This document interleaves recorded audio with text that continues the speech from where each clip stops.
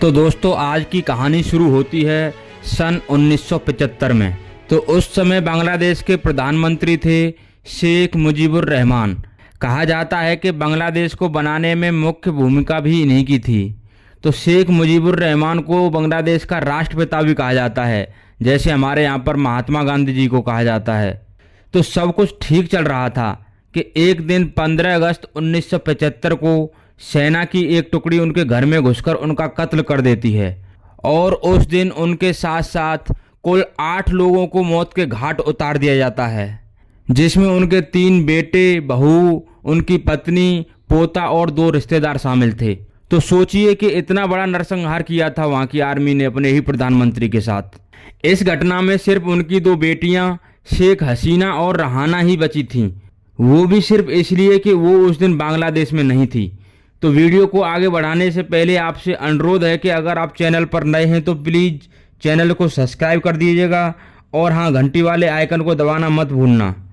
तो जब शेख हसीना और उनकी छोटी बहन को पता चलता है कि बांग्लादेश में उनके परिवार के सभी सदस्यों को मार दिया गया है, तो वो अपने सलाहकारों के समझाने पर भारत में आकर शरण लेती हैं। तो अगले 6 सालों तक शेख हसीना अपनी बहन के साथ दिल्ली में थीं। दूसरी तरफ इस नरसंहार के बाद बांग्लादेश के उस आर्मी चीफ को हटा दिया जाता है और उनकी जगह जियाउर रहमान को आर्मी चीफ बना दिया जाता है। इन्हीं की बीवी का नाम खालिदा जिया है, जो इस समय बांग्लादेश की पीएम हैं।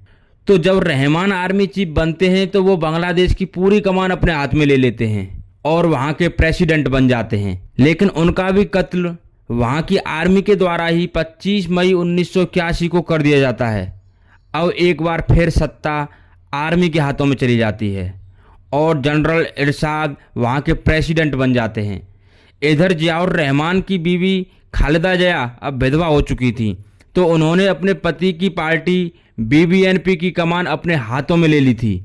उधर शेख हसीना को भी दिल्ली में रहते हुए 6 साल बीत गए थे। तो उनके शुभचिंतकों ने उनसे संपर्क साधा और कहा कि यहाँ के हालात अब सुधरने लगे हैं, और तुम यहाँ आ जाओ, यहाँ तुम्हारी ज़रूरत है। तो 6 साल बाद शेख हसीना सन 1991 में बांग्लादेश वापस आ जाती हैं और अपने पिता की पार्टी आवामी लीग की कमान अपने हाथों में ले ली थी। अब दोनों बेगमों शेख हसीना और खालिदा जिया ने मिलकर डेमोक्रेसी के लिए मोर्चा खोल दिया। ये पहली और आखिरी बार था जब ये दोनों बेगम साथ साथ थीं, क्योंकि दोनों का दुश्मन एक ही था। इन दोनों की ताकत के सामने जनरल इरशाद ने घुटने टेक दिए और अपना इस्तीफा दे दिया। अब सन 1991 में पहली बार बांग्लादेश में चुनाव लड़ा गया। सब लोग सोच रहे थे कि शेख हसीना जीतेंगी, पर इस चुनाव में खालिदा जिया जीत गईं और वो देश की पहली पीएम बनी। अब दोनों बेगमों के बीच में दुश्मनी बढ़ने लगी। शेख हसीना का मानना था कि उनके परिवार को ख़त्म करने में उनके पति का हाथ था। उधर खालिदा जिया का मानना था कि उसके पति की हत्या उनके लोगों ने कराई है। इस तरह से ये दोनों एक दूसरे के ऊपर इल्ज़ाम लगाती रहीं। सन 1996 में दोबारा चुनाव हुए और इस बार शेख हसीना जीत गईं और इस तरह वो देश की दूसरी महिला प्रधानमंत्री बनी। फिर तीसरी बार चुनाव हुए तो इस बार फिर खालिदा जिया जीत जाती हैं। फिर चौथी बार चुनाव होते हैं तो उसमें शेख हसीना जीत जाती हैं। तो इसका मतलब ये था कि 4 बार चुनाव हुए और इसमें से 2 बार खालिदा जिया जीती और 2 बार शेख हसीना।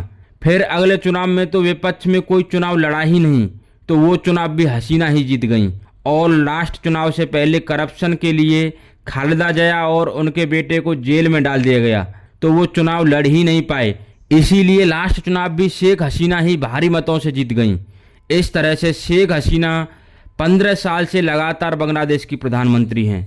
लेकिन ऊपर वाले को शायद कुछ और ही मंजूर था। 5 अगस्त 2024 को शेख हसीना को अपना देश छोड़ना पड़ा। मीडिया रिपोर्ट के मुताबिक उन्हें सिर्फ 40 मिनट मिले अपनी जान बचाकर देश छोड़कर भागने के लिए। 5 अगस्त की सुबह सुबह आर्मी के चीफ उनसे मिलते हैं और बताते हैं कि लाखों की तादाद में भीड़ पीएम हाउस की तरफ बढ़ रही है।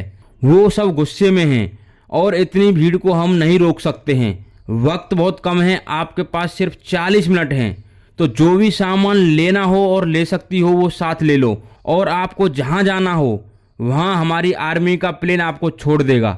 उसके बाद अपने सलाहकारों की सहमति से वो जल्दी जल्दी वहाँ से अपनी छोटी बहन के साथ निकलती हैं और यहाँ भारत में आकर शरण लेती हैं। अब फिलहाल वो भारत में ही हैं। देखते हैं कि आगे क्या होता है, वो यहाँ से कहाँ जाएंगी। उस इंसान की मनोदशा का आप अंदाजा भी नहीं लगा सकते, जिस इंसान ने अपने देश के लिए इतना कुछ किया हो और सब कुछ उन्हीं के हाथों में हो, लेकिन फिर भी अपना घर, अपना देश छोड़कर भागना पड़ा हो।